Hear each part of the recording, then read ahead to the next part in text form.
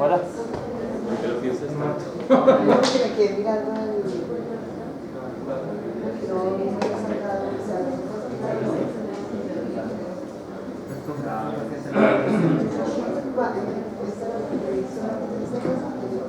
Tengo otra.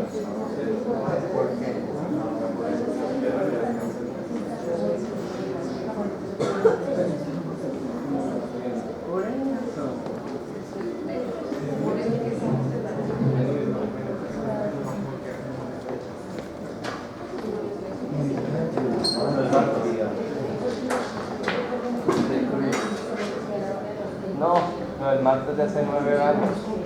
Obviamente que los martes pasados, todo se ve. Como...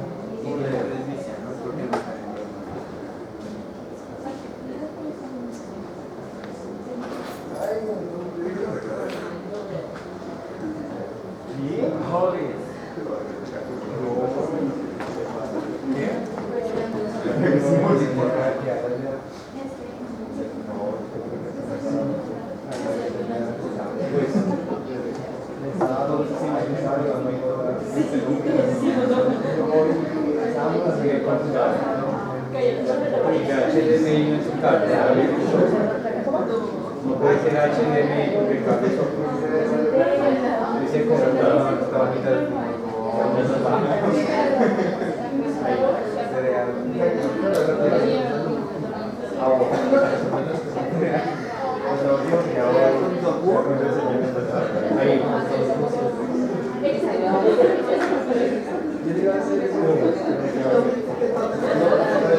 Espera que lo reconozca. Porque este cable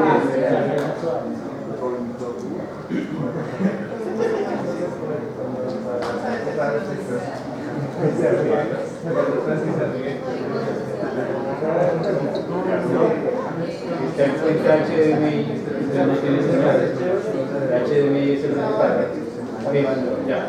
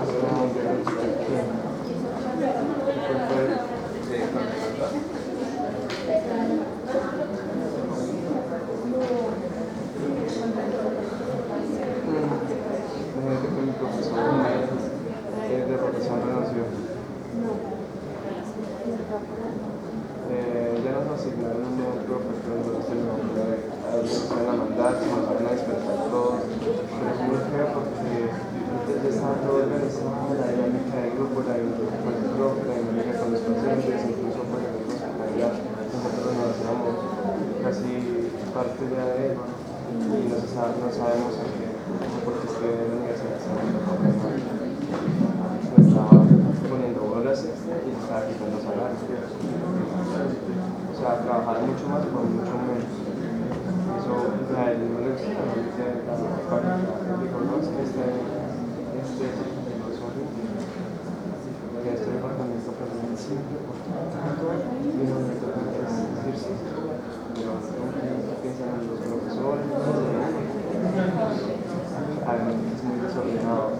Decía como que en la primera reunión que todos decían, todos hicimos para pues pasar usted, no se pone de acuerdo nunca, ni siquiera para hacer la primera diapositiva. Y pues varios profesores quedamos, pero nosotros lo que no, así, se iban a viajar o algo así, y nos iba a dejar. Pero yo no sabía que no se iban a quitar eso. Eso sí fue horrible.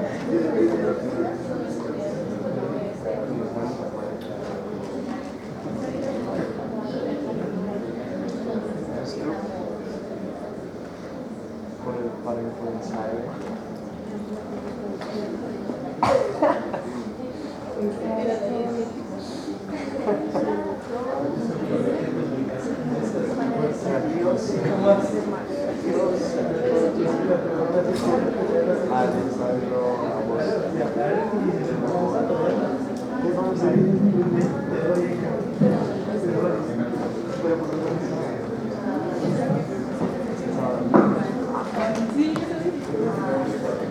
Buenos días. Buenos días. Hoy me quitaron la movilidad y tengo carne, entonces daré la charla de acá, que no me gusta, pero me siento más raro. Entonces, vamos a empezar con medicamentos antivirales. Vamos a ver las generalidades. No sé si ustedes revisaron, yo les coloqué un artículo de revisión reciente en el módulo de farmacología, escrito por De Klerk, un profesor de la Universidad Católica de Lovaina, que es quizá una de las mejores autoridades en el tema de antivirales a nivel mundial. Múltiples artículos de revisión de antivirales pues los ha escrito este autor. Y pues como es usual, pues colocaré todos los contenidos de la charla que yo dé aquí. Básicamente, pues los medicamentos antivirales tuvieron, para algunos dicen que hay muy pocos, pero pues esta última revisión habla de 90 medicamentos antivirales. O sea, desde el punto de vista del número, pues uno ve que es bastante complejo, pero muchos de ellos pues están destinados solamente a 9 entidades, sobre todo 3 de ellas enfermedades crónicas, como es HIV, hepatitis C, hepatitis B, y pues el herpes pues viene también con un grupo de antivirales. Muchos de estos compuestos pues no se usan todavía porque pues se tienen como reserva algunos de ellos al momento en que surja resistencia a los antivirales. Y ese caso hoy venía oyendo en el radio y dicen que ya la influenza aviar está registrando un 7% de resistencia a los ceftamidina. Si es una patología que es 60% mortal, entonces pues uno ya se preocupa por esa emergencia de un virus, primero de alto poder patógeno y segundo con ya un porcentaje importante de resistencia.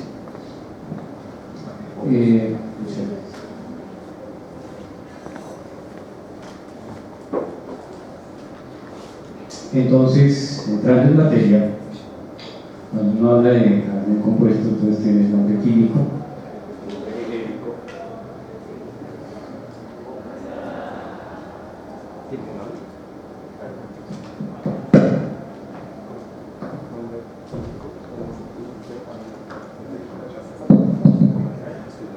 tiene el nombre genérico y el nombre comercial. Entonces, el nombre químico por lo general pues uno no lo maneja. El genérico pues es el más frecuente y el comercial, pues como hay muchas marcas, muchas presentaciones, pues no le da una vergüenza utilizar un vademécum. De hecho, en algunos países que tienen un sistema de salud más o menos social, cada médico recibe periódicamente su vademécum con los nombres genéricos, inclusive con los efectos secundarios, con una serie de cosas dadas por el Estado, y dice hasta el precio comercial. Entonces, pues bastante interesante, y si parte de eso lo tiene que pagar el paciente, ¿no? Entonces, las mujeres viudas, los huérfanos, toda una serie de personajes dentro de la sociedad pagan menos por un medicamento. Pero bueno, algún día llegaremos allá, si no se sigue robando la plata. ¿Cuál es el objetivo? Primero, ver cómo se hace o se desarrolla el medicamento antiviral. Vamos a ver cuáles son los sitios de acción de los antivirales, y esos sitios cómo están inscritos dentro de un ciclo replicativo particular, qué medicamentos antivirales se utilizan en la práctica clínica, y vamos a hablar del peligro de la resistencia a los mismos. Entonces, básicamente, cuando uno ve un ciclo replicativo, pues ve que hay una célula susceptible, una célula que tiene un receptor y que es permisiva, es decir, que al interior de ella que se da no solo la unión y la penetración, sino que suceden toda una serie de eventos que llevan a la producción de partículas infecciosas, y esas partículas infecciosas pues van a tener una dinámica de replicación, tienen toda una serie de elementos propios al virus, y algunos elementos propios a la célula. Está el indicador que me prestaron ayer en la clase de biología, ¿no? Caput. ¿Tienes un? Puede no ser en ese, si no, qué problema.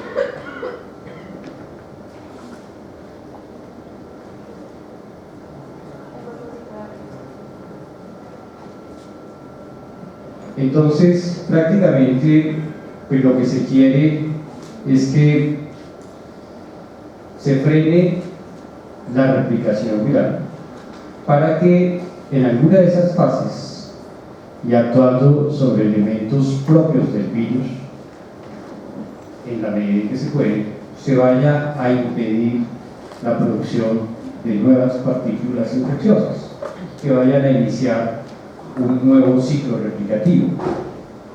Entonces, ustedes verán que como lo que se está es frenando la replicación, ningún freno en la replicación va a ser 100% eficaz.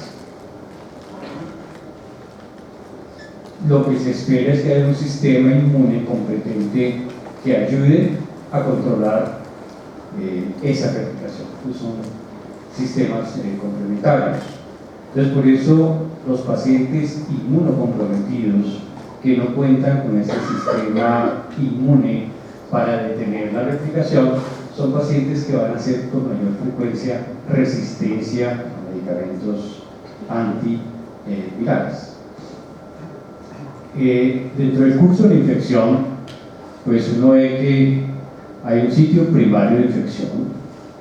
Este sitio primario de infección, pues muchas veces pues no se puede bloquear la replicación, porque es el momento de contagio, el momento en que entra uno en contacto con el patógeno, sino que después de un periodo de incubación variable, pues aparecen ya manifestaciones cuando el virus se replica a nivel del órgano blanco, y ahí es que uno sabe que el paciente está infectado.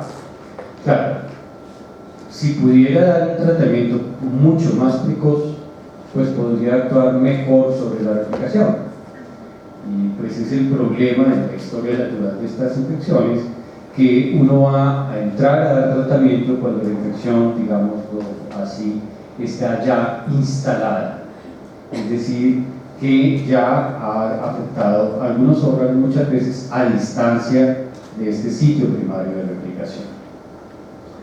Entonces, se le coloca freno a la replicación, pero se quiere la respuesta inmune. Se quiere que esa respuesta inmune, mediada por mecanismos no específicos o por mecanismos específicos, pues detenga también o coloque también un freno complementario a la replicación. Por otro lado, pues hay una serie de manifestaciones clínicas. Se pretende que al disminuir la destrucción de algunos tejidos involucrados pues cese también manifestaciones o se acorte el periodo sintomático. Los efectos benéficos para cada medicamento antiviral pues serán de esta manera variables. Uno puede hablar de la eficacia de un medicamento dependiendo de la infección a la cual quiere combatir o frenar. Entonces, cada uno de estos sitios de entrada, o sea, la unión, la fusión, la traducción, la replicación del material genético, el ensamblaje, la maduración o la liberación de las partículas virales, pues puede estar afectado, puede estar bloqueado o modulado, regulado por un medicamento antiviral. Pero según el curso de virología, ustedes veían que la cinética de replicación de los virus no es lo mismo que las bacterias, que una sola célula puede producir 1000 partículas infecciosas o más. Entonces, también vale la pena recordar que algunas enzimas que participan de los procesos de replicación viral pues no son muy fieles en cuanto a las copias que hace del material genético, entonces son recombinomas o permiten las mutaciones, no hacen la corrección de lectura del material genético neosintetizado, entonces puede haber al menos un nucleótido por cada 10 a menos 4 nucleótidos sintetizados. Eso equivale más o menos a una mutación por ciclo replicativo. Claro, pues no todas las mutaciones son viables, pero de todas maneras nos está hablando de una dinámica totalmente distinta a la que uno podría observar en cuanto a la dinámica o a la división o reproducción de las bacterias. Aquí la dinámica es totalmente distinta. Si vemos los blancos generales de acción de estos antivirales, vemos que hay algunos mecanismos que actúan en la unión. En eso pues tenemos como ejemplo el VIH. Hay dos medicamentos, el Fluvirtin y el Maraviroc, que actúan en la unión, en la fusión de esas membranas que se producen en la fase inicial del ciclo. También puede actuar a nivel de la penetración o el enrolamiento. También se puede actuar a nivel de la síntesis de RNA. Hay que recordar que pues aquí podrían utilizarse elementos como el interferón o los oligonucleótidos antisentido, o sea, como RNAs de interferencia. Hay en citomegalovirus un tratamiento con nucleótidos antisentido. En la síntesis proteica, pues el interferón también actúa sobre la síntesis proteica, pero en todas las células, no es específico de células que están infectadas, y por eso pues todos los efectos indeseables que ya han sido pues regulados y disminuidos con el tiempo. En cuanto a la replicación del ADN o del RNA, pues la del ADN pues, es más compleja porque utiliza las mismas enzimas que utiliza pues, cualquier tipo de célula que está utilizando.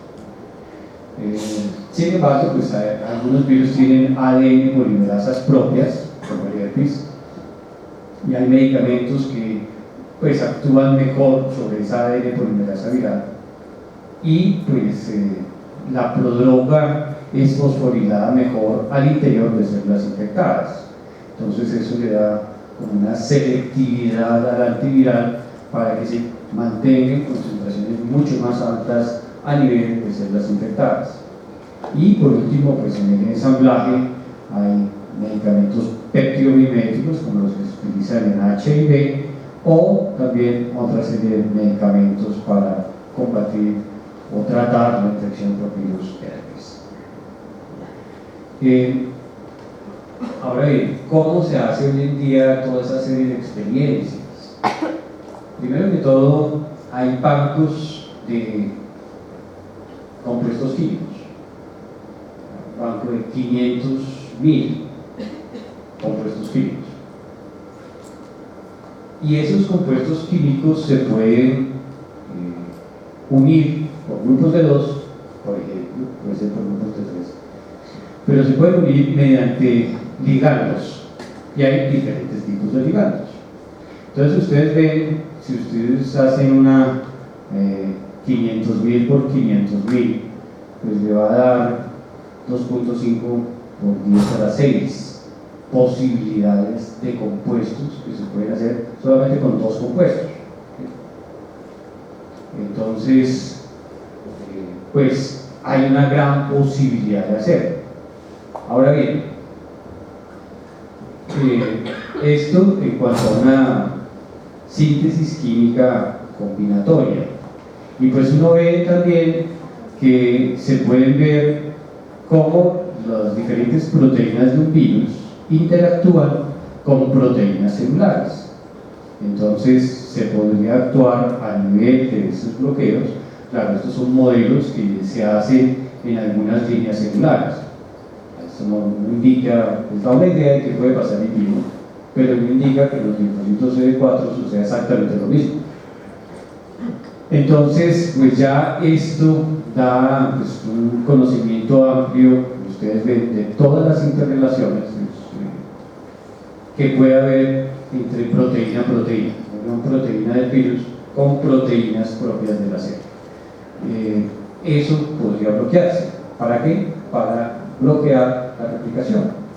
Claro, ustedes ven, estos son elementos, tanto el anterior de síntesis combinatoria como este de interacciones proteínas, que requieren la competencia también de ingenieros de sistemas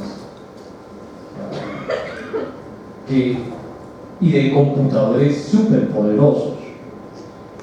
Entonces, la aparición en un futuro de computadores basados en señales dadas por proteínas, pues debe llevar a poder hacer análisis pues, mucho más complejos por el número de relaciones que ustedes ven en una sola replicación viral. Entonces los virus, como son esas malas noticias que están envueltas en la capa proteica, pues quieren cortar como el flujo de información, pero también deben actuar al interior de la célula, y por eso pues tiene que haber elementos para que ese compuesto llegue al interior de la célula sin afectar la función de la célula. Entonces es diferente a un tratamiento antibacteriano, por eso pues, su desarrollo ha sido más lento. De hecho, pues, en los años 80 pues, el medicamento antiviral pues, había muy pocos, y las revistas que hablaban de biología pues, también eran muy pocas. Entonces pues eso hace que sea una ciencia de desarrollo más o menos reciente.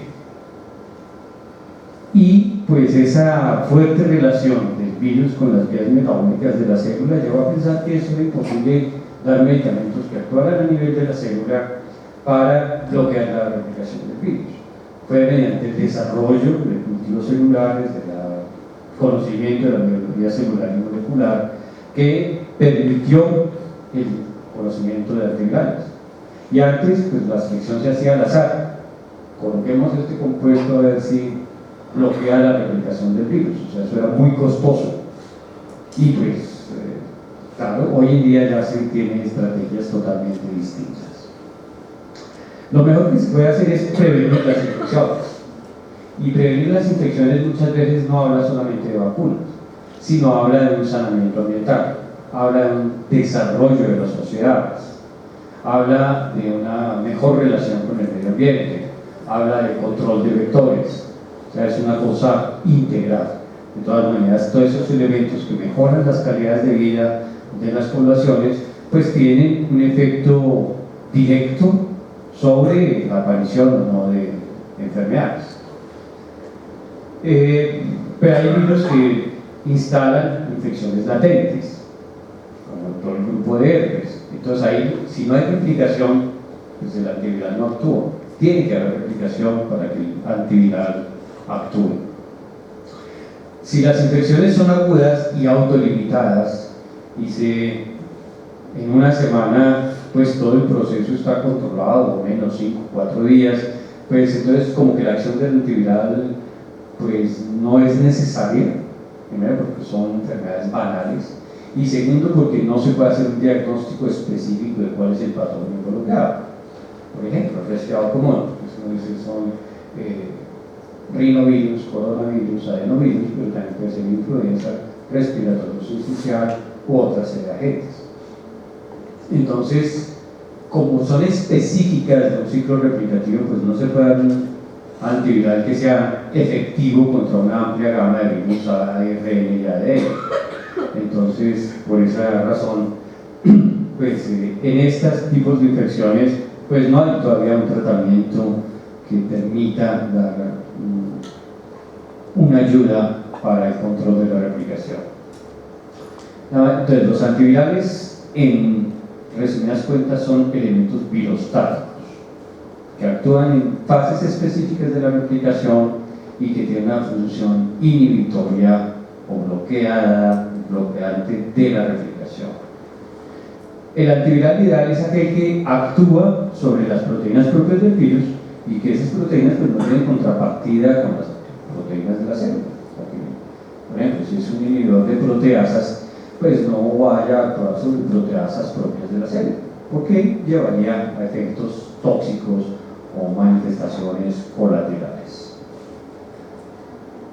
Hay elementos virucidas que podrían aplicarse pues, in situ, lesiones como por ejemplo el molusco contagioso o las verrugas vulgares, ¿sí? Que permitirían pues, destruir no solamente al virus, sino también al propio infectado.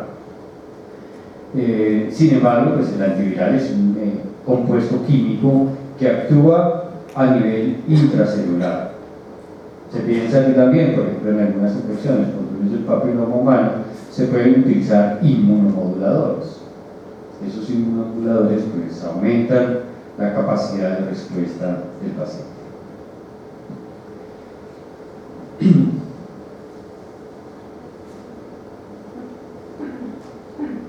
Ustedes, después de un curso de microbiología, pues tienen claro que hay toda una serie de virus que van a aparecer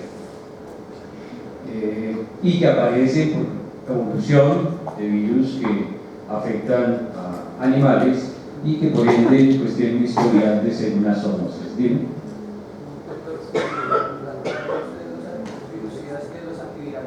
Entonces, ¿cómo entraría a funcionar ahorita lo que creo que están experimentando con HIV de los tratamientos pre-exposición? Exactamente cómo entraría ahí a funcionar. ¿Entraría inhibiendo solamente, digamos, el momento en el que se une a la célula o...? En el momento que hay replicación. O sea, usted va a prepararse, no voy a tener contacto sexual con una persona infectada por HIV, entonces tomo el antiviral. ¿Sí? Pero si la persona no está infectada, pues no le sirve para nada. Entonces, como decir, voy a tomar acetaminofén porque me va a doler la cabeza. Si no le duele la cabeza, entonces ¿para qué tomar acetaminofén? Y si sigue tomando acetaminofén por mucho tiempo, pues ojo, cuidado al hígado, porque pues, el acetaminofén es tóxico. Entonces, mira, yo en las terapias preexposición no creo, ni creo que sea una buena política cuando la gente no es consciente de, pues, del riesgo que eso lleva. La mayoría de medicamentos, por ejemplo, de exposición a HIV, han sido probados en personas sanas, ¿sí? Perdón, en personas infectadas, pero no en personas sanas. Y pues las vías metabólicas que influyen a nivel del hígado. Entonces, así como los antibióticos profilácticos tienen muy contadas indicaciones, pues los antivirales o antirretrovirales que usted va a tener con usted, está infectado con VIH, tiene que tener un hijo con esa mujer amada que no está infectada, hombre, pues esa es una indicación. ¿Sí? Pero mire lo que ya lo voy restringiendo. No hay que dice me voy de fin de semana, entonces, por si las moscas. No, pues es que eso, entonces, ¿y por qué no proteger contra sífilis, contra clamidia, contra el tracoma? Todo. Entonces, mejor dicho, le tocaba un cóctel. ¿Sí? Porque usted no sabe por qué se ha infectado. O va a tomar la muestra a ver contra qué está enfrentaba a la pareja, ¿no? Pues ponga mi fondo, no, sale más barato. Sí, lo protege contra todo. ¿Sí? Entonces, sí, en Estados Unidos han recomendado eso. Pero recuerden que este país produce hasta personas como Donald Trump. Entonces, no todo lo que produce es bueno.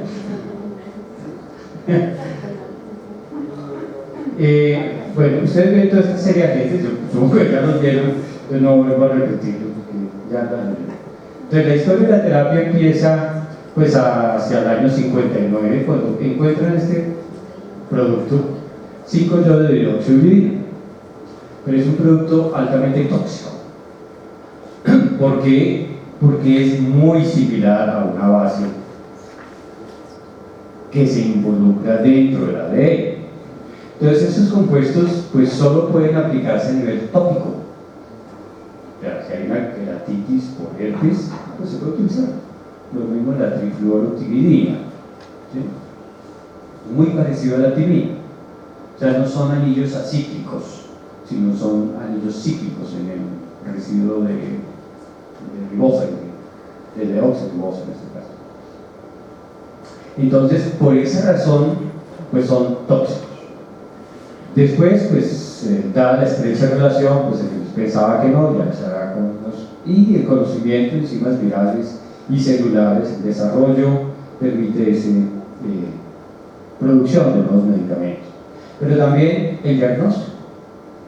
Entonces, para esta época, usted sabía que era hepatitis, y que unas eran célicas, y que otras hepatitis pues eran de la adquisición entérica. Pero los virus para esta época del 59 no se habían identificado los que causaban la hepatitis.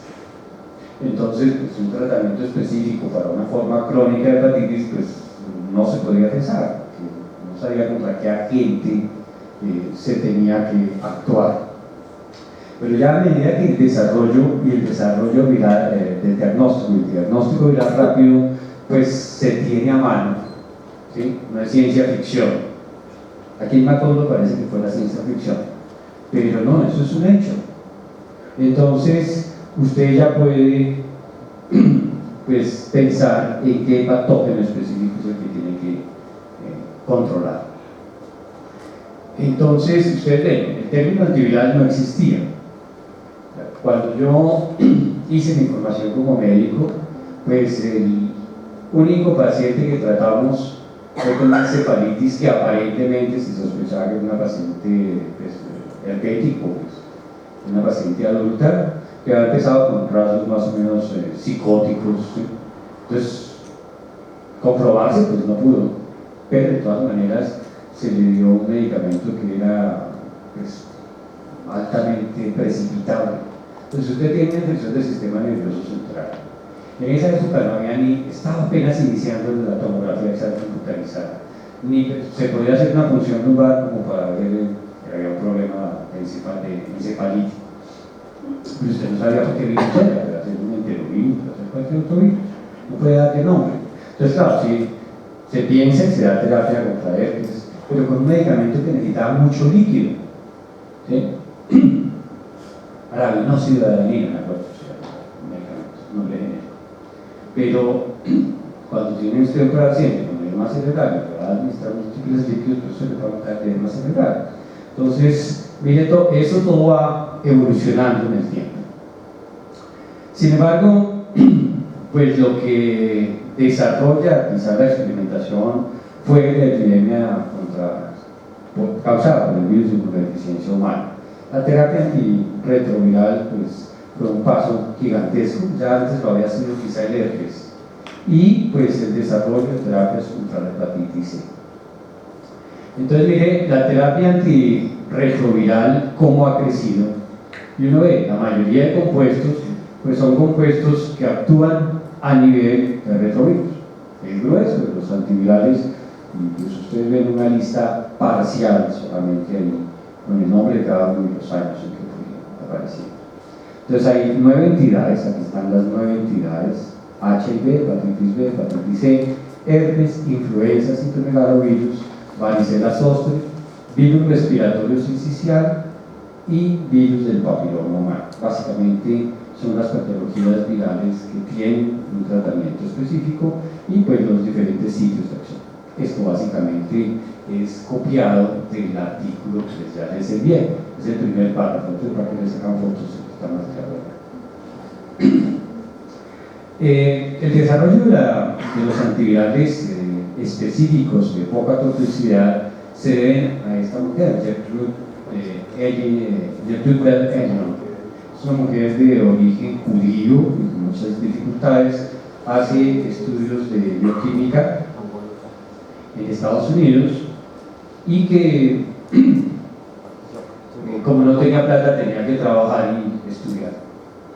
Y pues en que trabajaba ya como bioquímica en la industria farmacéutica. Entonces cuando está el doctorado, pues el profesor del doctorado le dijo, bueno, ¿usted a qué se dedica? ¿Trabajando o estudiando? Usted dijo, pues necesito trabajar para sobrevivir. Y afortunadamente lo hizo así. ¿Por qué? Porque le permitió seguir trabajando en la industria farmacéutica y descubrir múltiples compuestos, entre ellos el aciclovir, la acetoprina, la polimetropina, piremetamina, mercaptopurina, y le dio mérito para que ganara el premio Nobel de Medicina y Fisiología por ese trabajo. Y ustedes ven, es un trabajo de una mujer bastante importante que, pues, como muchos de nosotros, no lo tuvo todo al momento de tener que estudiar. Entonces, ¿cuáles son las dificultades? Como ya dijimos, hay múltiples causas para un mismo síndrome.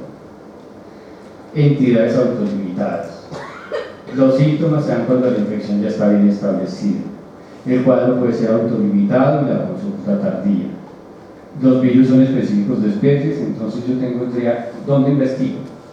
En células de origen humano, células que se parezcan más a las células blancas, que no siempre es posible. Y hay algunos virus que no se multiplican bien en células y otros pues no tienen un modelo animal que se vea muy parecido a lo que es el humano, por ejemplo el sarampión, la hepatitis C. Y pues el desarrollo de las técnicas de diagnóstico molecular rápido. Entonces, ustedes ven que los criterios para beneficio pues son variables. La primera de esas enunciadas dice, pues cuál sería el criterio de beneficio para un paciente que tiene recurrencias muy frecuentes por virus herpes simplex, ¿sí? Por lo general no oral, sino genital. O sea, antes de ayer uno de sus compañeros me decía, me quedé 5 cosas en que no se trataba de herpes, y pues claro, los criterios varían. O sea, si a mí me está apareciendo una lesión oral pequeñita y pues muy distante, a 3, 4, 6 metros, hombre, no se requiere dar un tratamiento anti-herpes virus. Pero si se reactiva frecuentemente y se reactiva a nivel genital y es doloroso y molesto y toda esa serie de cosas, pues, hombre, ahí sí, ¿qué quiere uno? Que esas recurrencias pues se distancien en el tiempo, que no sean tan frecuentes. En el caso del herpes sistema nervioso central, eso disminuye las secuelas y la mortalidad, mejorar la calidad de vida del paciente, hepatitis o en HIV, reconstituir el sistema inmune en HIV. Indirectamente, pues, ¿cómo mide uno la respuesta? Porque los marcadores de infección, pues, también mejoran. ¿Y cuáles son los marcadores de infección? Pues marcadores biológicos y marcadores virológicos de infección. Por ejemplo, el hígado pues va a ser la ALT, AST, la fosfatasa alcalina, la bilirrubina, y desde el punto de vista virológico, pues todo lo que tiene que ver con replicación. En el caso de hepatitis B, pues el que haya una cero conversión para el antígeno E. O sea, que deje de existir el antígeno E y empiece a haber anticuerpos contra el antígeno E. Y claro, lo ideal es que apareciera un anticuerpo contra el antígeno S. Esos serían marcadores en que ya hay como una recuperación del paciente. Por otro lado, se piensa en pacientes que rodean al paciente que está infectado. Entonces, que ese paciente que está infectado no elimine tantas partículas virales. Y al no eliminar tantas partículas virales, pues va a cambiar la epidemiología de la enfermedad. De hecho, pues la curva de HIV se ve que es una curva que se ha ido volviendo estacionaria y va en disminución. ¿Por qué? Que muchos de los pacientes que están infectados en el mundo, pues no el porcentaje ideal, pero sí muchos de ellos están recibiendo terapia antirretroviral y por eso pues ya no infectan tanto a los pacientes del entorno. El medicamento tiene que ser específico, tiene que tener una farmacocinética y una toxicidad farmacocinética que indica que el medicamento llega al sitio donde está replicando el virus y una toxicidad muy baja. ¿Por qué? Porque actúa sobre puntos específicos de la replicación viral, sobre elementos específicos del virus y no de la célula. Requiere también pues, un estado inmunológico del paciente, como ya había comentado.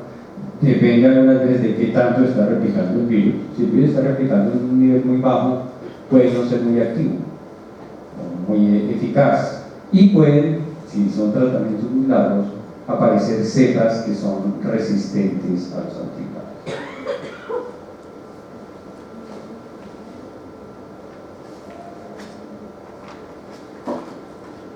Los antivirales, que podríamos llamar de amplio espectro, tienen pues, inconvenientes: baja potencia, alta toxicidad y puede no haber resistencia, pero pues tienen esos inconvenientes de baja potencia y alta toxicidad. Mientras que los de efecto más estrecho pues tienen alta potencia, baja toxicidad, pero aparece resistencia muy rápida. Entonces son como ese gradiente que hay en la terapia antiviral. Y pues las terapias combinadas entre diferentes compuestos van a disminuir la posibilidad en que aparezcan mutaciones. ¿Por qué? Porque si para adquirir la resistencia, por ejemplo, a un inhibidor de proteasa, es una probabilidad de 10 a la menos 4, pero ¿cuántas partículas están produciendo al día en HIV? 10 a las 10 partículas.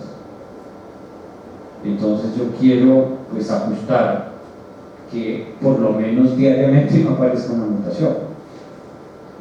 Entonces doy dos medicamentos, por ejemplo este inhibidor de proteasa y un no nucleósido inhibidor de la transcriptasa inversa. Entonces la probabilidad de hacer 10 a la menos 4 por 10 a la menos 4 es a 10 a la menos 8. Y si junto un tercer medicamento que actúe por un mecanismo distinto o por un mecanismo distinto, pues voy a tener entonces 10 a la menos 12. Es la probabilidad. Claro, esa es la probabilidad teniendo una carga viral o una producción inicial de virus, pero esa producción va a disminuir. Es decir, cuando ya estén actuando los medicamentos, pues la probabilidad de la mutación va a ser cada vez menor. ¿Sí? Pero pues como va a ser muchos años de tratamiento, pues de todas maneras hay probabilidad de resistencia. Bueno, la base estructural de un nucleósido entonces es la base nitrogenada, púrica o pirimídica, el azúcar, ribosa o deoxirribosa, y pues hay un grupo fosfato. Por lo general, los primeros compuestos, por ejemplo 5-iodo-deoxiuridina, pues esta parte pues era cíclica, entonces era muy parecida al nucleósido original. Entonces por eso es tóxica, porque también la ADN polimerasa celular pues lo reconoce como un nucleósido que entra dentro de la cadena de producción de ADN celular. Entonces por eso pues no se utilizaba. Sin embargo, pues ustedes ven que estos nucleósidos, bien sea adenosina, guanosina, citidina y timina, pues a su vez pueden ser configurados o manejados o manipulados químicamente para dar a la producción a diferentes compuestos. Y la mayoría de compuestos pues, van a tener, digamos, un esqueleto muy parecido al de estos nucleósidos naturales. ¿Sí? ¿Qué se necesita? Pues primero que haya una quinasa, y en el caso, por ejemplo, de la aciclovir, esa quinasa es del virus, la timidinquinasa del virus herpes o la quinasa del virus varicela zoster. Como esa primera fosforilación para dar este compuesto inicial monofosforilado requiere de una enzima viral y lo hace 1000 veces más eficiente una enzima viral, pues el medicamento se va a concentrar y va a tener mejores niveles a nivel de una célula infectada. Pues por eso le dieron el premio a Gertrudis. ¿Sí? Después va a tener la competencia de quinasas celulares, pero ya esto disminuye la toxicidad del medicamento. Entonces, por eso, pues ustedes ven, se habla de aciclo. ¿Por qué? Porque es acíclico acá. Aquí la conformación de la deoxirribosa pues va a no estar adecuada. Entonces, ¿qué hace? Que termina la síntesis de ADN viral, ¿sí? Y que no se puede añadir un nucleósido adicional, nucleósido trifosfato adicional, porque falta parte de ese anillo en ese residuo de azúcar. Entonces, ustedes ven, esta molécula, después, es una molécula que no se absorbe muy bien por vía oral. La aciclovir no se absorbe bien por vía oral. Entonces lo cambiaron. ¿Qué le hicieron? Le colocaron una estervalina acá y eso mejora la absorción gastrointestinal, pero una vez se absorbe, pues ¿qué va a haber en la sangre? Aciclovir, pero a niveles mucho mayores. Entonces esta prodroga, pues a su vez, pues se va a convertir en formas trifosforiladas, pero el principio de acción es muy similar. Como la timidinquinasa actúa bien sobre esto, pero no las fosforilasas de citomegalovirus, pues otro compuesto también parecido a este, ustedes ven lo que cambia aquí es un carbono, un residuo de carbono y un hidróxido acá. Entonces da otro compuesto, ganciclovir. Ese solo cambio hace que ya sea activo contra citomegalovirus. Y lo mismo, pues el estervalina, el ganciclovir, pues se va a llamar valganciclovir. Entonces, ¿qué cambia? Pues estervalina que se le adiciona acá, que mejora la absorción oral. Y de igual manera ustedes ven penciclovir, fanciclovir o cidofovir. Bueno, esto es una serie de nucleósidos así que continuamos. Entonces, el aciclovir, pues como compuesto, es fosforilado a nivel de las células infecciosas gracias a la timidinquinasa. Entonces se forma el aciclovir monofosfato.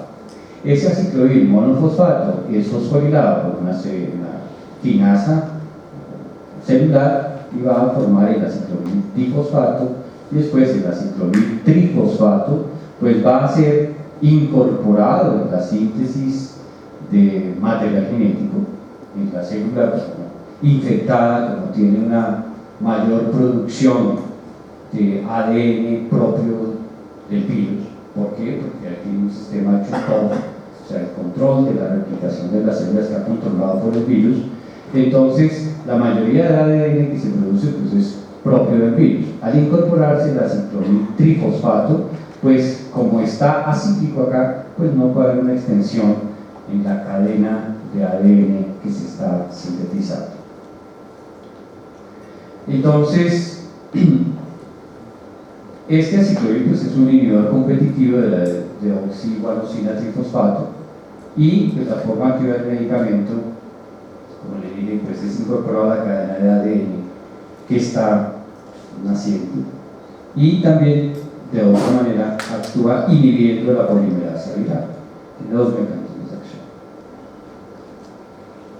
Entonces, el repertorio antiviral, pues ustedes ven, tiene enzimas específicas, polimerasas de los diferentes virus, proteasas de por lo general HIV, aunque ya hepatitis C pues, tiene un inhibidor de proteasa, tiene neuraminidasa en los betamil, zanamil, en el caso del virus influenza, integrasa en el caso del HIV, Y pues hay otra serie de puntos blancos de acción, como es la unión, la fusión, el desensamblaje de la partícula viral, unión a receptores o correceptores, actuar sobre el capping de algunas enzimas, como la ribavirina, modular la respuesta inmune y pues, frenar la replicación de proteínas virales, pues como el interferón, y hablamos de las RNAs antisentido o RNAs de interferencia. Entonces, se busca inhibir la replicación viral, hablar sobre productos génicos virales, explotar el conocimiento de los datos moleculares de las proteínas virales para buscar blancos de acción.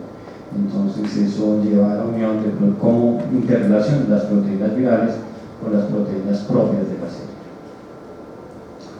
célula. Se ha demostrado una actividad viral antiviral durante la replicación. Esto pues tiene que hacerse inicialmente in vitro, pero no todos los virus son cultivables. Y pues después ya vienen toda otra serie de elementos, porque in vitro puede actuar y puede ser funcional, pero in vivo no. Entonces, in vivo, pues, ¿cuál es la mejor ruta de administración? Lo mejor es lograr un compuesto que pueda ser administrado por vía oral. Que la vía parenteral pues, ya causa deserción de la administración. ¿Cuánto se absorbe? Si intervienen o no el uso de comidas ricas en lípidos. ¿Sí? Si las comidas interfieren o facilitan. ¿Cuánto se dispone del medicamento? ¿Cuál es la farmacocinética? ¿Cuánto se excreta? ¿Cuánto alcanza los tejidos infectados? ¿Y cuál es la estabilidad del producto en fluidos corporales? Y por ende también su toxicidad. Entonces para eso pues, se ha desarrollado pues, la biología estructural.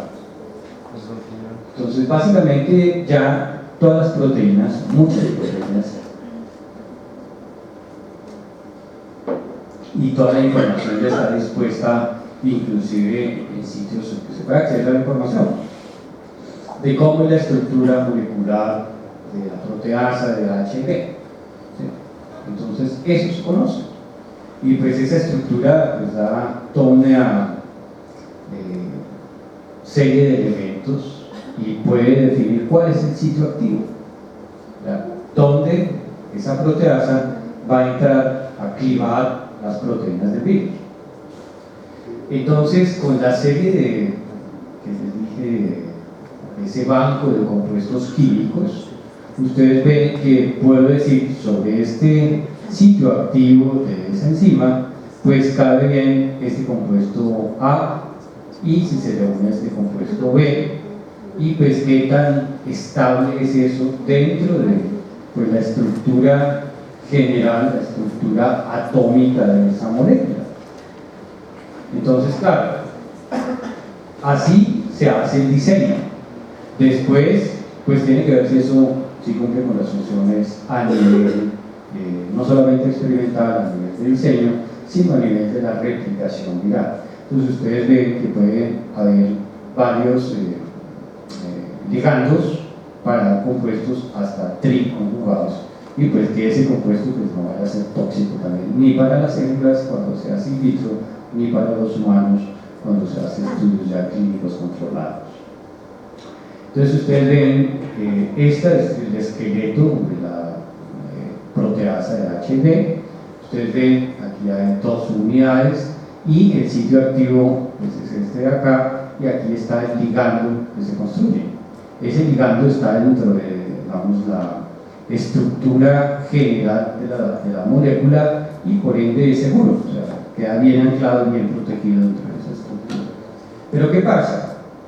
Que si hay mutaciones en aminoácidos que se encuentran aquí en el sitio activo, una mutación puede causar que se desajuste el medicamento, y es una mutación puntual. ¿Y qué hace cuando se está ya utilizando un compuesto de estos? Pues hace una presión de selección, y ante esa presión de selección, las mutantes que tienen aquí incorporado otro aminoácido pero son funcionales, pues escapan a ese poder antiviral de ese compuesto. Entonces, ustedes ven, no es sencillo.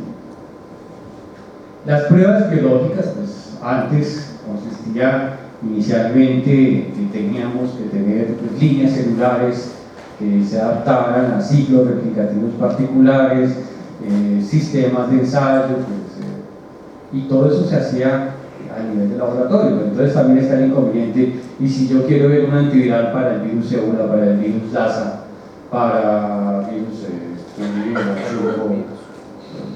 guaranito, que causan enfermedades virales de tipo hemorrágico, pues hombre, es muy difícil, necesito elementos de laboratorio muy complejos. Pero todo eso se resuelve mediante la producción de lo que llaman micro moléculas de ADN que se ensamblan dentro de las células y se expresan en ciclos replicativos de una forma similar a como lo hacen células infectadas.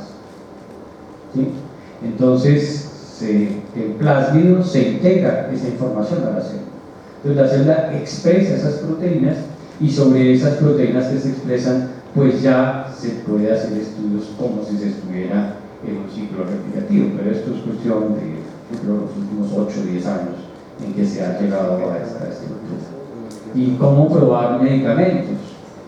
Entonces, y pues de medicamento en medicamento, no. La industria posee ya todas unas unidades robóticas que pueden probar 100.000 medicamentos de una sola. Entonces, ustedes ven que pues, uno cómo compite con ellos. Cuando ellos tienen 100 a 150 millones de dólares para invertir. O sea, eso es como hacer otra línea de Transmilenio. Entonces, imagínense que le digan a Peñalosa que se quiere invertir en un medicamento antiviral que no va a dar plata.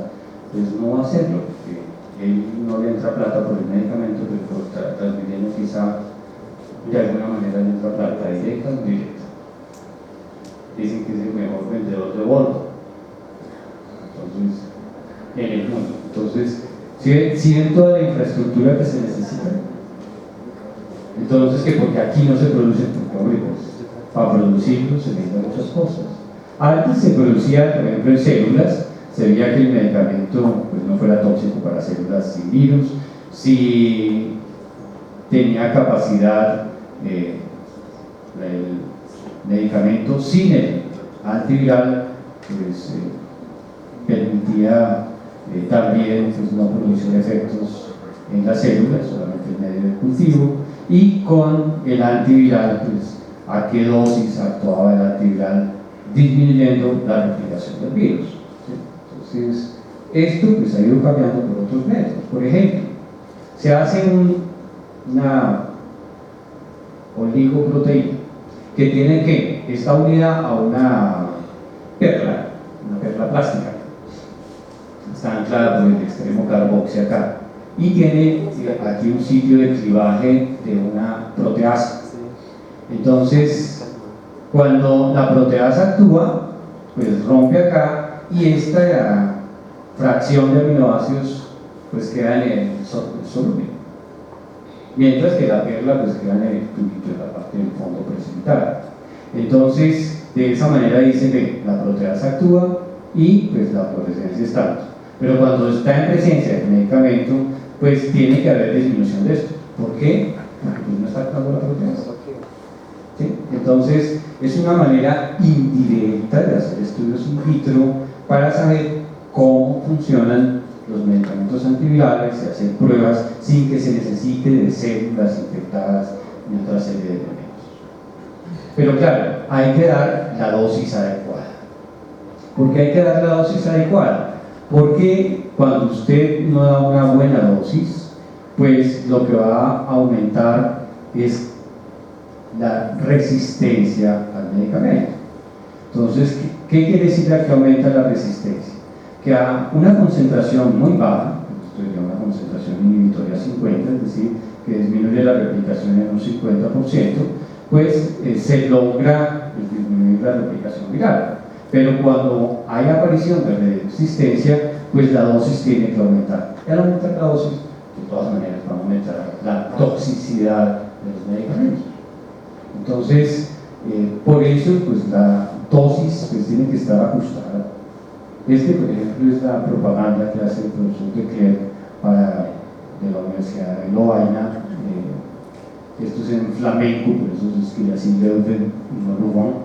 Entonces, hacen las pruebas antivirales para varios agentes. Pero se necesita una infraestructura. ¿Qué otro mecanismo hay, por ejemplo, para ver la actividad de proteasas? Esta aquí que ustedes ven en café sería las diferentes dominios transmembranales de la proteína que produce resistencia de las bacterias a la tetraciclina. Entonces está enclavada esa proteína dentro de la membrana de Escherichia coli. Entonces se cambia esa proteína por un pequeño fragmento acá que es sensible a la proteasa del HB. Entonces, ¿qué pasa? Si la proteasa actúa, pues cliva esto. Al clivar esto, ¿qué pasa?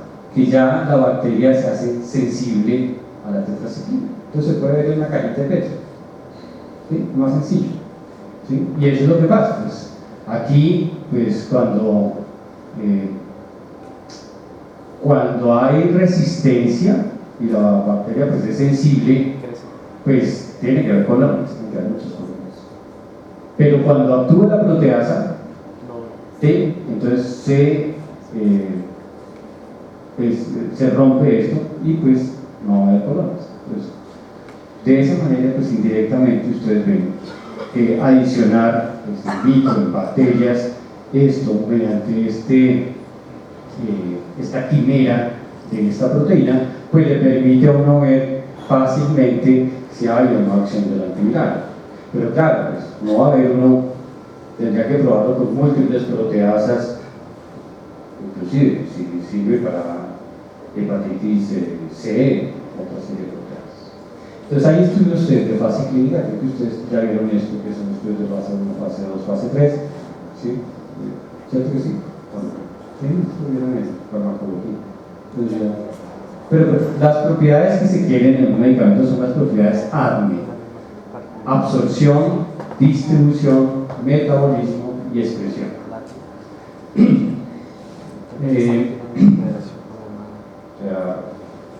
Yo por lo general no trato de preguntar cosas tan sofisticadas en un examen. ¿Por qué?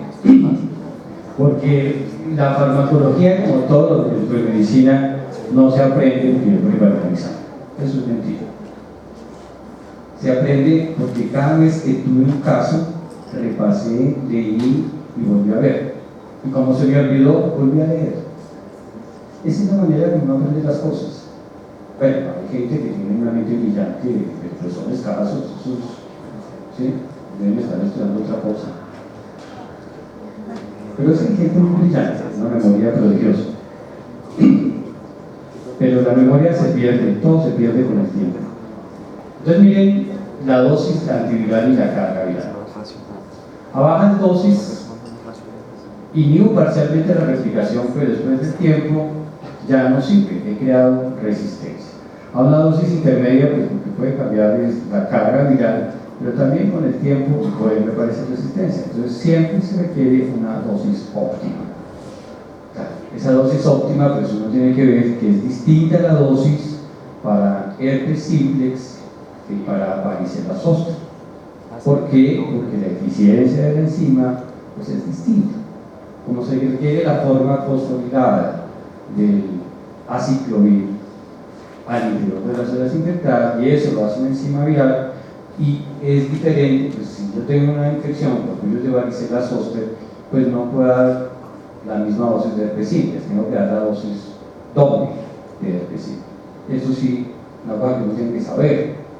¿Por qué? Porque hay una decisión terapéutica de por medio. Entonces la dosis que inhibe la replicación viral tiene que ser muy pequeña comparada con la dosis que es tóxica. Tiene que ser a muy baja concentración la que inhibe la replicación viral, y la dosis tóxica pues tiene que ser mucho mayor. Entonces ese índice terapéutico siempre pues tiene que ser menor de 1. Mientras que la mínima contracción de droga que inhibe la proliferación celular, pues yo no quiero que inhiba la proliferación celular. Esta pues tiene que ser muy grande con respecto a esta. O sea, que inhiba la replicación viral a una dosis pequeña, pero a una dosis muy alta para que afecte la proliferación celular. Pero de todas maneras sí se afecta proliferación celular. ¿Y de qué células se va a afectar más la proliferación celular? Pues de las células blancas por lo general. Entonces, como efectos indeseables, pues uno puede ver leucopenia, ¿sí? Puede ver trombocitopenia o puede ver anemia. Son de los efectos secundarios que pueden tener muchos nucleócidos acíclicos o no nucleócidos. Entonces, ustedes ven la cantidad de droga que inhibe la replicación viral es muy baja comparada a la dosis que es tóxica para las células. El índice selectivamente es muy alto, o sea, 1000 veces mayor. Y eso se ve para medicamentos como aciclovir o ganciclovir o ácido timidina de dioxinosina. Entonces, ustedes ven las relaciones 100 a 1000 veces pues, superior la dosis que va a producir el tóxico. Desafortunadamente, pues todas las empresas se mueven por mercado. ¿Sí? Si yo voy a vender empanadas en la Che, pues primero ya no puedo sacar empanadas del León, porque eso ya está, no sé si estará una marca registrada. ¿Sí? Y pues tengo que ver dónde pongo el puesto. Y no, ya hay suficiente empanadas en la Universidad Nacional, entonces voy a colocar donas. Ah, pero a la entrada también hay donas, entonces sí. ¿Y cuál es el consumo? Pero si voy a colocar caviar, pues hombre, me toca irme para los Andes a meter caviar. Entonces, no, la Javeriana tiene menos plata. Claro, las matrículas de la Javeriana no son tan altas. No, para la especialidad sí cuesta 15 millones. Sí cuesta. En la Javeriana. Pero ustedes sabían, por ejemplo, que en la Javeriana, si yo soy una vaciadora de la Javeriana y mi hijo pasa, mi hijo no paga matrícula. ¿Sí? Paga una cosa muy pequeña. Entonces, eso no lo tiene los Andes. ¿Sí? Eso no lo tiene los Andes. Entonces, no es como quisiera uno que fuera mucho más social, pero en eso le pesa hasta los jesuitas no ser tan sociales. El HIV, miren el mercado femenino. La hepatitis B, la hepatitis C, también es un mercado importante.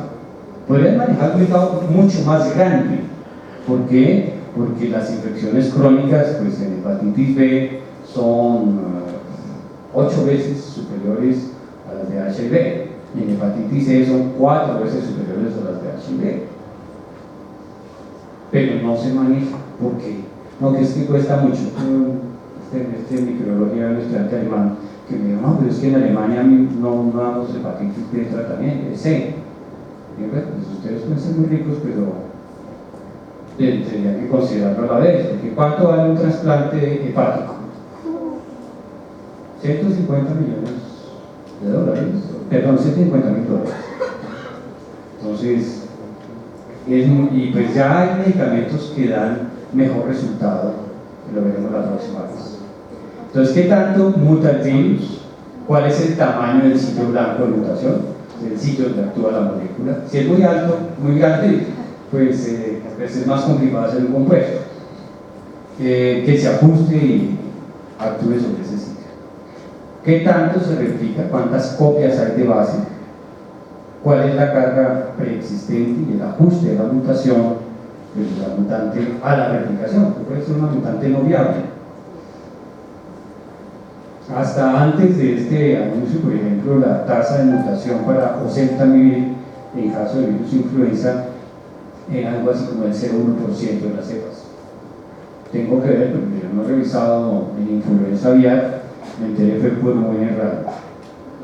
Entonces, la resistencia, pues desde el inicio de la terapia se conoce, pero pues el uso masivo, por ejemplo, de la mantadina hizo que aparecieran cepas resistentes y el virus influenza H1N1 desde la pandemia de 2009 es resistente a la mantadina, es un medicamento que ya no se utiliza. Por ejemplo, una dosis de nevirapina en mujeres gestantes infectadas como profilaxis generan estas tasas de resistencia. ¿Sí? Entonces, por eso, pues, no dicen, valdrá la pena dar antivirales como profilaxis, cuando pues dejarle eso en las manos a la gente cuando ya hay un problema de resistencia y debería seleccionarse pues para las personas que ya se infectaron. Entonces ustedes ven que el número de personas que hacen resistencia es muy alto. La lamivudina en hepatitis B, después de 5 años, produce una resistencia del 65%. ¿Y qué pasa o sea, la terapia antirretroviral es como un filtro, pero ese filtro, ¿qué selecciona? Selecciona los mutantes. Si esas mutantes ya no tienen el freno de esta terapia antiviral, pues van a proliferar y van a crear nuevas poblaciones que se ajustan muy bien a esas condiciones donde hay. Entonces, ¿cómo se disminuye o cómo se hace más estrecha esta ventana?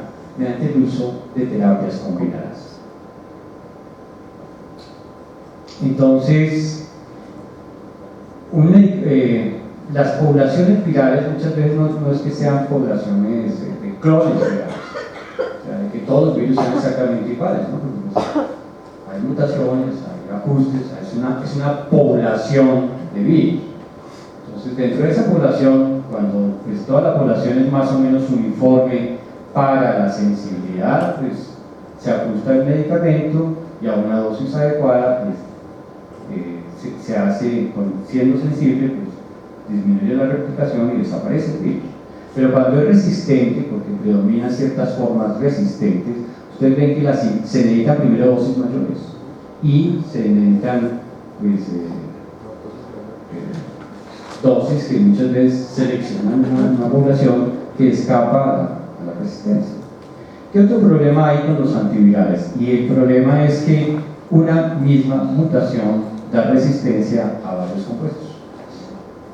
Aquí, por ejemplo, la posición 181, que esto es la polimerasa del virus de hepatitis B, cuando hay este cambio, ¿sí?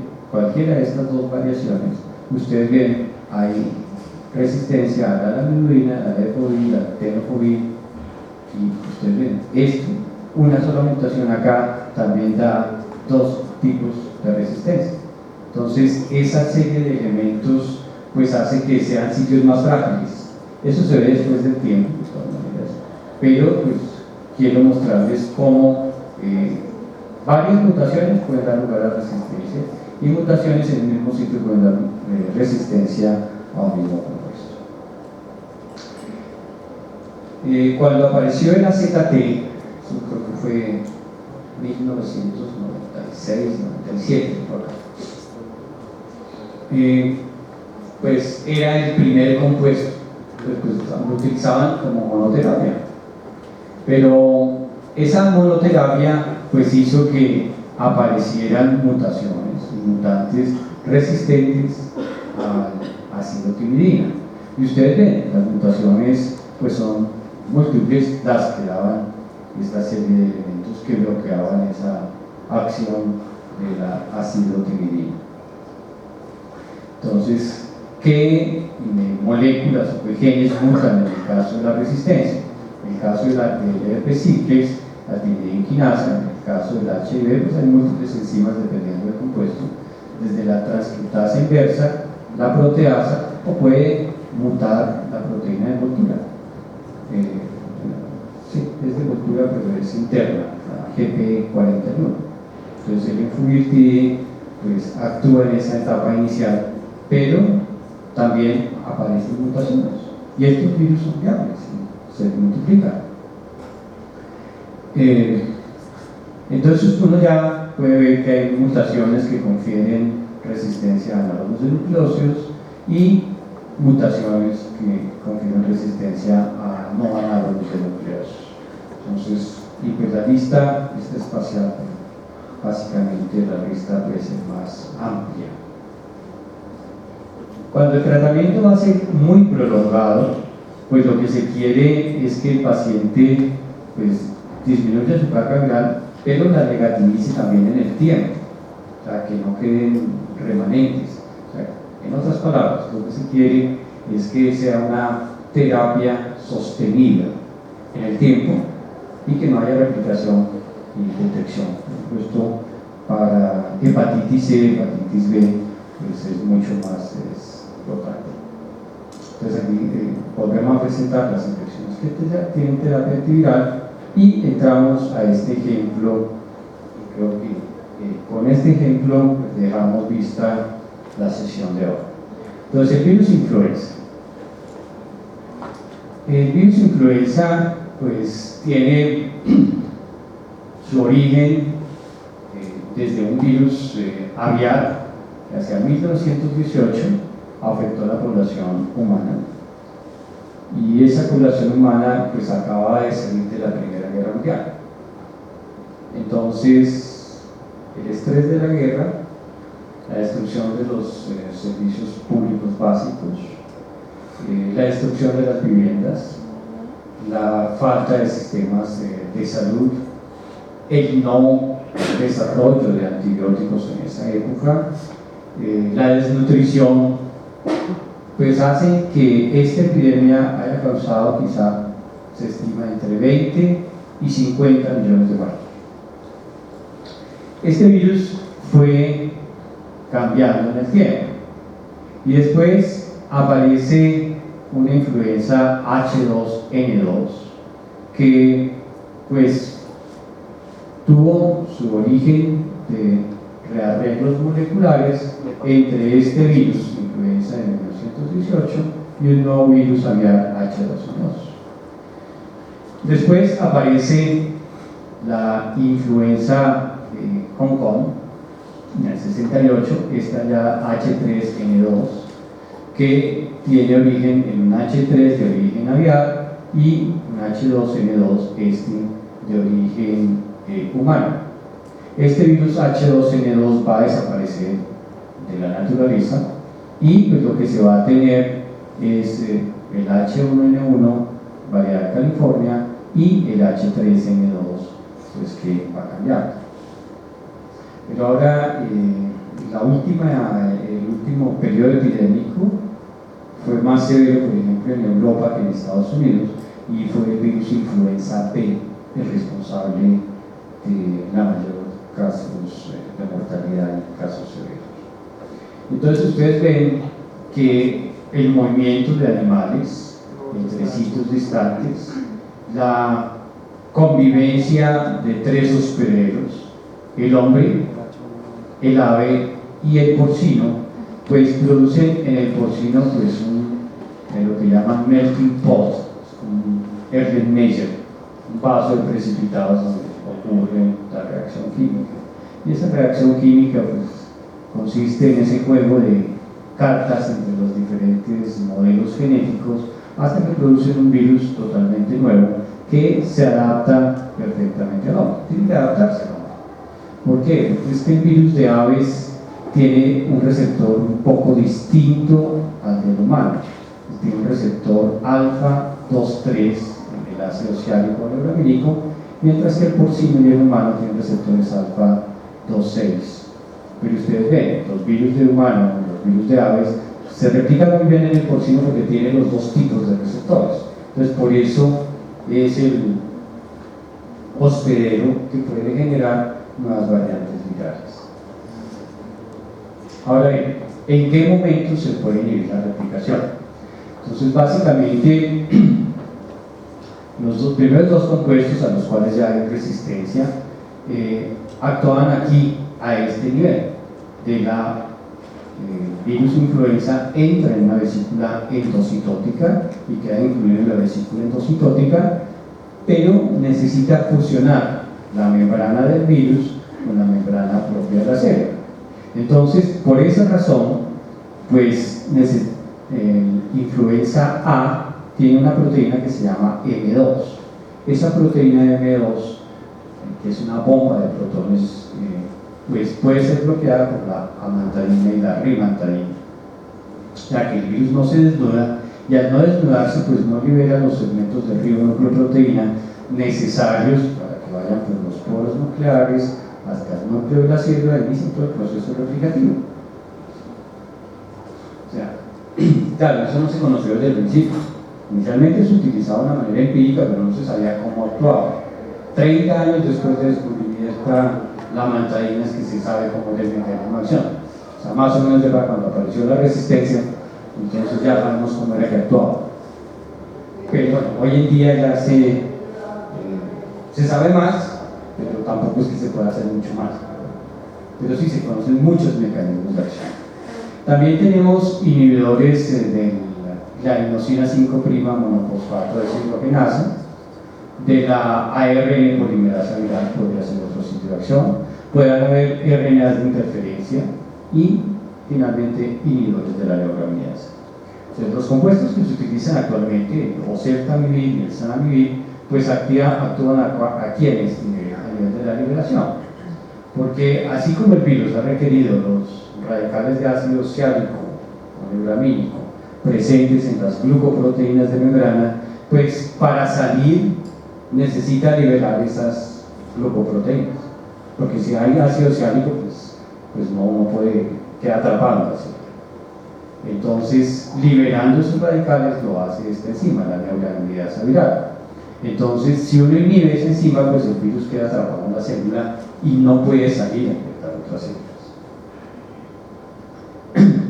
Ya, aquí esta es la imagen de lo que es la bomba de protones del virus, que pues acidifica el endosoma y permite pues la fusión de la membrana viral con la membrana del endosoma para liberar los segmentos de ribonucleoproteína viral.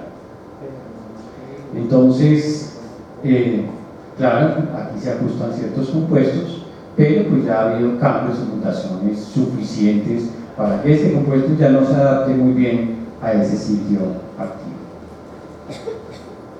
Entonces, claro, esta es una manera como actuaba un medicamento en la fase inicial de la replicación, inhibía el denudamiento, pero solo era activo contra influenza A, entonces tampoco era que fuera muy bueno. En influenza B no servía. O sea, en la epidemia pasada tampoco hubiera servido porque ese virus no tiene la proteína M2, tiene otro mecanismo distinto de infección, así sean de la misma familia. Entonces el H1N1 ustedes ven una resistencia mayor al 90% y por eso no se usa. Ya dijimos que pues, los sitios catalíticos de las diferentes enzimas, los sitios de unión de las glicoproteínas ya se conocen. Entonces con ese conocimiento molecular pues, se pueden diseñar medicamentos que se ajusten a esos sitios activos. Aquí tenemos la neuraminidasa, que es un tetrámero, son 4 moléculas, aquí cada una está en un color distinto, y pues el medicamento va a tener un sitio de unión. Ese sitio de unión pues es distinto para el oseltamivir que para el zanamivir. El oseltamivir se ajusta menos a esto que el zanamivir. ¿Por qué se utiliza más? Porque este se administra por vía oral, mientras que este se aplica en forma tópica, o sea, en forma de aerosoles, como si fueran aspersiones para pacientes con asma, broncodilatadores, ¿sí? Entonces, darle eso a un niño pues, no es lo más adecuado.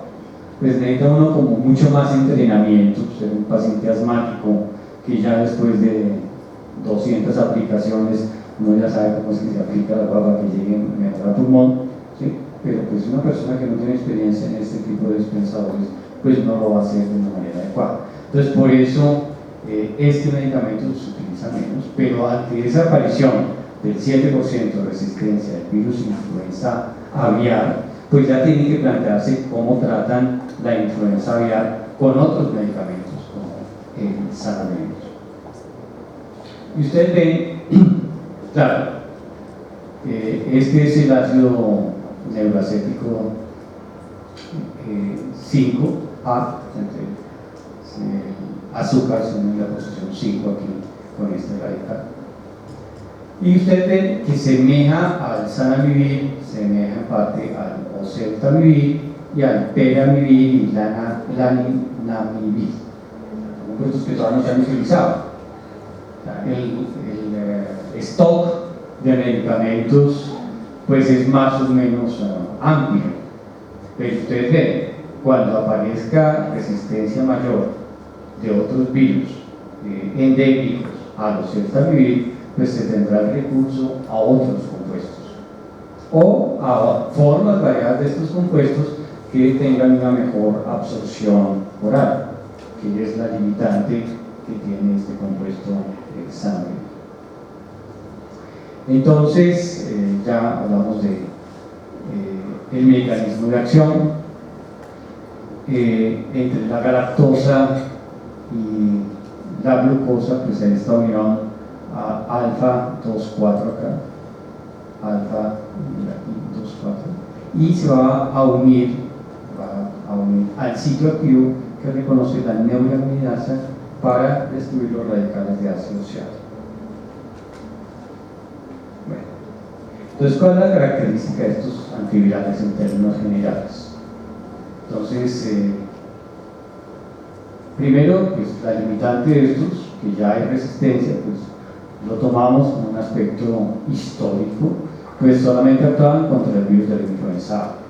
Se administra por vía oral, lo cual es la adecuada, tenían una alta biodisponibilidad, sin embargo, eran más tóxicos, sobre todo a nivel renal, y podían producir, sobre todo, algunas alteraciones en el sistema nervioso central. Pues tampoco es que fueran muy seguros. La mantadina se eliminaba en gran parte por vía renal, mientras que ustedes ven que el oseltamivir y el zanamivir, pues la ventaja del oseltamivir, absorción oral, una alta biodisponibilidad, ¿sí? Mientras que la del zanamivir es poca, porque tiene que llegar a, sobre todo en neumonías causadas por virus influenza, pues tiene que llegar directo a los alveolos. Entonces es poca la cantidad que llega hasta estos sitios. La vida media pues hace que se pueda administrar cada 12 horas. La unión a proteínas pues, no es muy alta y el metabolismo es poco, entonces no se va a afectar por alteraciones renales o hepáticas. Estos son inhibidores de la ARN polimerasa, pero todavía estos compuestos, favipiravir, no se utilizan. La ribavirina se ha utilizado, pero para hepatitis C, y veremos en la próxima sesión. ¿Listo? Vamos a entrar a dosis. Entonces, el oseltamivir y el zanamivir, ¿sí? Actúan en la fase final de la replicación, ¿sí? Deben administrarse tempranamente dentro del ciclo replicativo. Entonces, ahí entra uno en el detalle de, bueno, cómo son las pruebas rápidas de diagnóstico. Que si yo tengo un paciente pediátrico que tiene manifestaciones de neumonía, ¿sí? A veces clínicamente es difícil diferenciar entre neumonía y bronquiolitis, no es sencillo. Mediante manifestaciones clínicas no es muy sencillo. Las placas, sí, pero mientras no hay una infección bacteriana que dé una consolidación clara, pues esos infiltrados algodonosos alveolarios, pero de manera infiltrados más reticular, pero tendría que saber, ¿está el virus influenza allí presente? Porque si es causado por virus respiratorio sinciciado para influenza, pues no me sirve para nada. Y uno ve la epidemiología vista por diferentes técnicas de diagnóstico, entre 5 y 10% de las infecciones respiratorias agudas son causadas por el virus influenza. Entonces mire que ya limita el uso, son causadas por el virus influenza, que tiene que uno descartar que no sea lo otro. Entonces, ¿qué tan buenas son las pruebas de diagnóstico rápido, las pruebas que me puedan sacar en 2 horas de diagnóstico? ¿Por qué en 2 horas de diagnóstico? Porque es que entre más rápido actúe yo dentro de la replicación voy a tener mejor efecto a nivel de lo que tenga el paciente. ¿Sí? O sea, ya después de 3 días, ay, no, es que ese examen no lo hacemos así rápido. Entonces, ¿para qué? Eso lo puede hacer el portero. Si lo entrenan, el portero hace el examen, es muy sencillo. Es una prueba rápida, unas pruebas de hacer. ¿Sí? La inmunofluorescencia tampoco es que tenga mucho misterio. ¿Sí? Una buena muestra que tenga suficientes células y da buenos resultados. Entonces, para saber si se da o no el medicamento. Claro, en el contexto de pandemia, pues yo inicialmente pensaba que sí, había que hacer el diagnóstico a todo el mundo. ¿Por qué? Porque uno no sabe al principio de una pandemia cómo va a ser el comportamiento del virus. ¿Y qué puede pasar en una pandemia? Si hay mucha gente afectada, los más severamente infectados después no van a tener con qué tratarse. ¿Por qué? Porque se acaba el stock de virus, de antivirales. Y ya hay países como Francia, Alemania, que contratan, dicen, usted produce eso, pues es lo único que lo produce, tenga 50, 60 millones de euros y tengan reservas para cuando haya una pandemia. O sea, ellos ya tienen una plata comprometida ahí. ¿Por qué? Porque protegen a su población. Pero pues aquí que es un ministro decía, no, eso, hacemos que se produzca el genérico, pues lo que es la ignorancia. El oseltamivir y el zanamivir, vamos a mirar acá.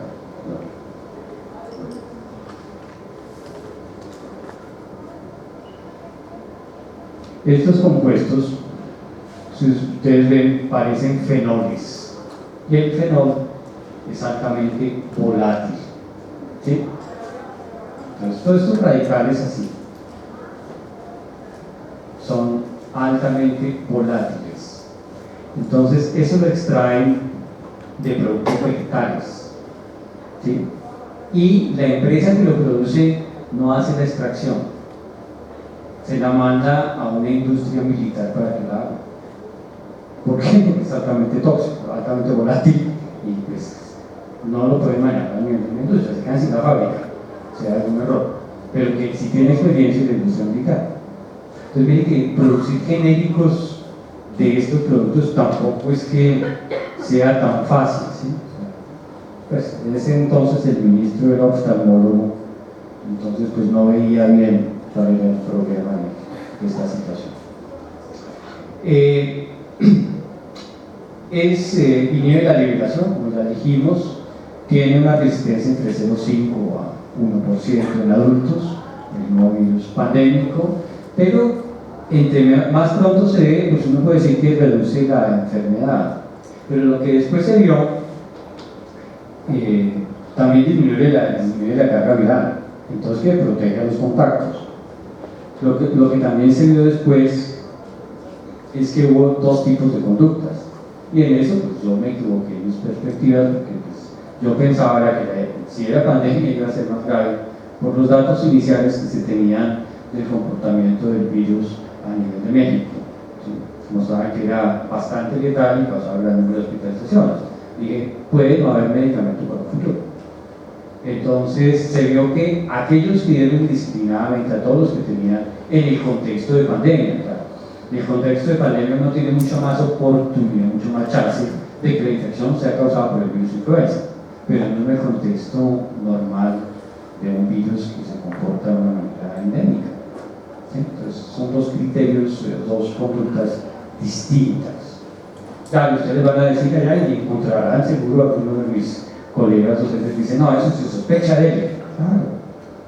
¿Por qué? Porque pues así se dio en la pandemia, pero es que la pandemia es diferente a la pandemia. ¿Sí?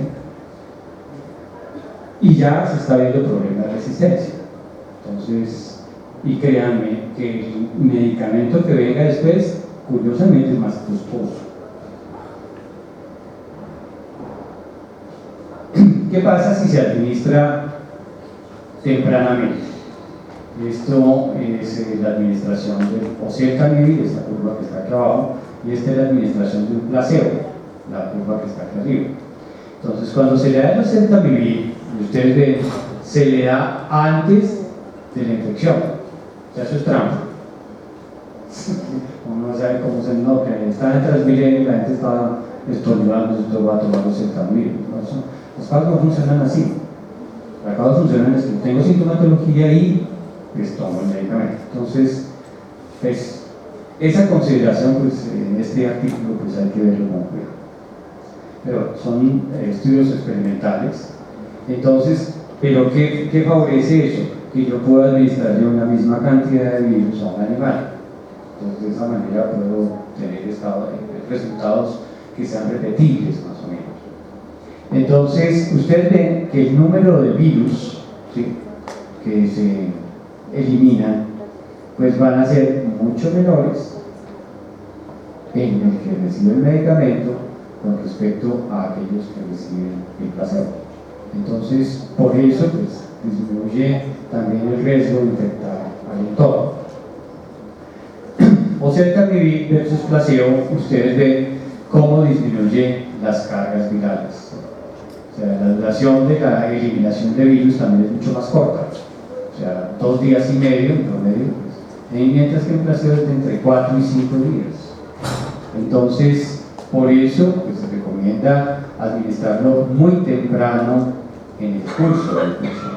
Que más tardío pues, va a tener menos efectos. Esto es también carga viral en otro estudio que muestra más o menos similares efectos. Bueno, creo que en cuanto a influenza, es esto lo que tenemos que decir y mostrar que de todas maneras hay una serie de productos alternos. ¿Sí? O sea, si alguien les pregunta, usted que está viendo farmacología y que acaba de ver antivirales, mire que la resistencia al virus de influenza aviar, se puede utilizar Zanamivir, que es de aplicación tópica, o se puede empezar a crear otros de ese armamentario, llamémoslo así, de medicamentos que están en stock y que no han salido al mercado para aplicarlos en esos casos específicos del virus influenza que ya ha mostrado resistencia a los otros compuestos. Aquí vemos la mortalidad y los antivirales. Entonces uno ve cómo países que dieron el antiviral de manera corriente, como Italia, España, el Reino Unido, pues la mortalidad es distinta a Francia y a Alemania, que pues, hacían diagnóstico para saber a quién le daban el antiviral específico. Entonces, en caso de una pandemia así, es mejor tener un medicamento que sea activo contra el virus que está circulando y que permita pues, proteger a mayor cantidad de población posible en ese contexto. ¿Alguna pregunta? Bueno, entonces nos vemos el martes a la misma hora en el mismo canal. Sí.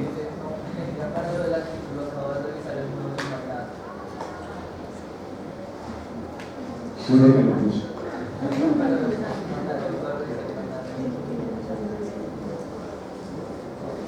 Bueno, a ver qué pasa aquí. O sea, hay una carpeta distinta, creo que es la 3 o 4, no le cambié el nombre, pero figuraba.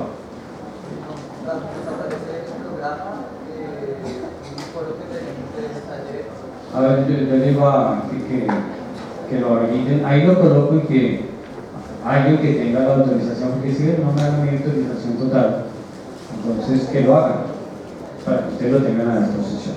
Ahora te digo a la chica. Bueno, muchas gracias.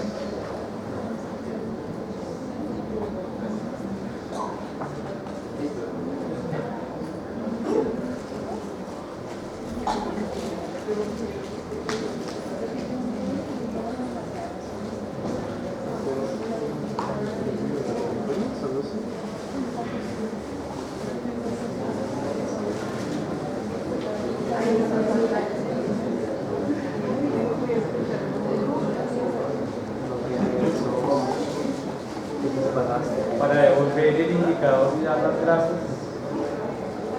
Muchas gracias. Muy amable.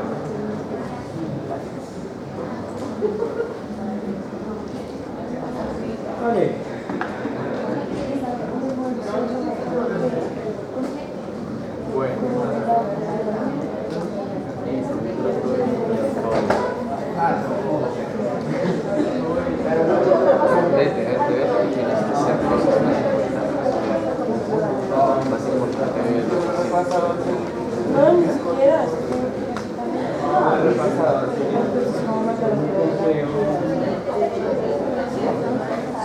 Se mandaron las miércoles. ¿Cuál es el Se acabaron los más.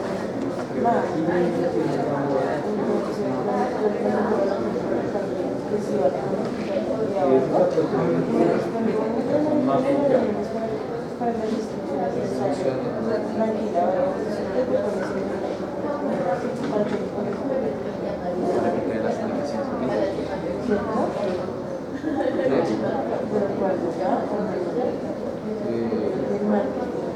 Sí.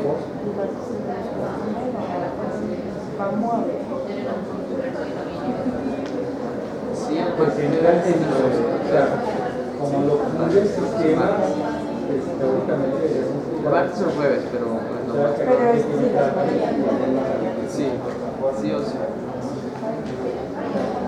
Tengo que tener mucha ¿Qué tal de música? ¿Tú sabes? ¿No sabes música? ay, no la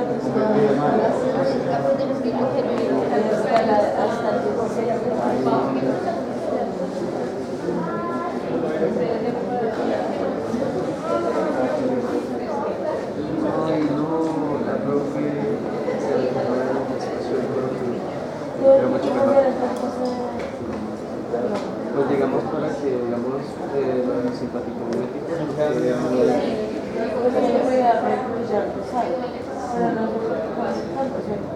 porque profilático fue después y que los simpaticométricos terminan psicofármacos. Ajá. Y después poner simpaticométricos, terminar antivirales, terminar psicofármacos y terminar simpaticométricos y adicionales ciclos. Y ahí seguir después con psicocinéticos, con tiroideos. Es que simpaticométricos yo creo que también está simpaticométrico, pero el trabajo pero está en esa clase.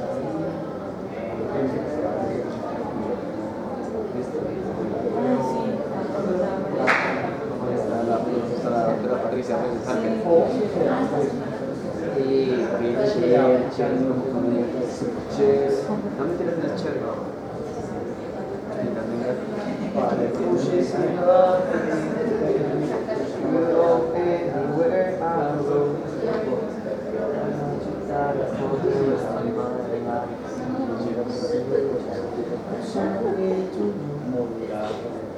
yo tengo personas.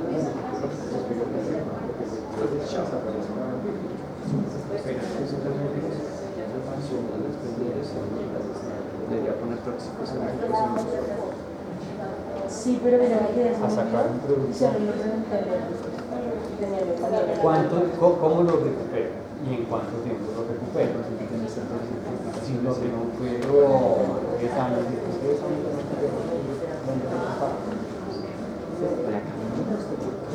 o sea, recupero la inversión. Estoy en otro proyecto. Puedo recuperar 10 veces. Ya. Como hacer poco.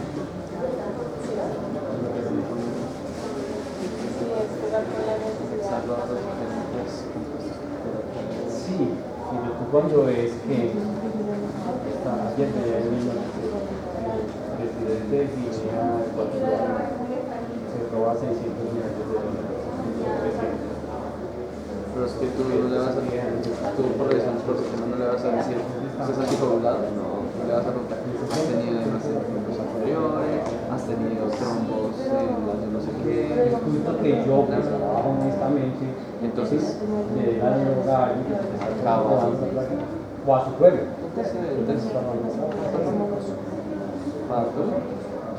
y si lo tenía en ese momento, pues, y era un motivo de consulta o estaba, sigue siendo antecedente. Así sea en el momentico es antecedente. Se ha robado 10.000 millones de dólares. ¿Sabes? A las 11. No, bastante porque A las 2 por ahí. Ellos tienen ahora otra clase. Ya está terminando de pasar. Pero es considerado. No.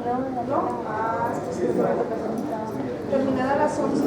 pero a las 11 hay otra sesión, entonces no sé hasta qué hora irá.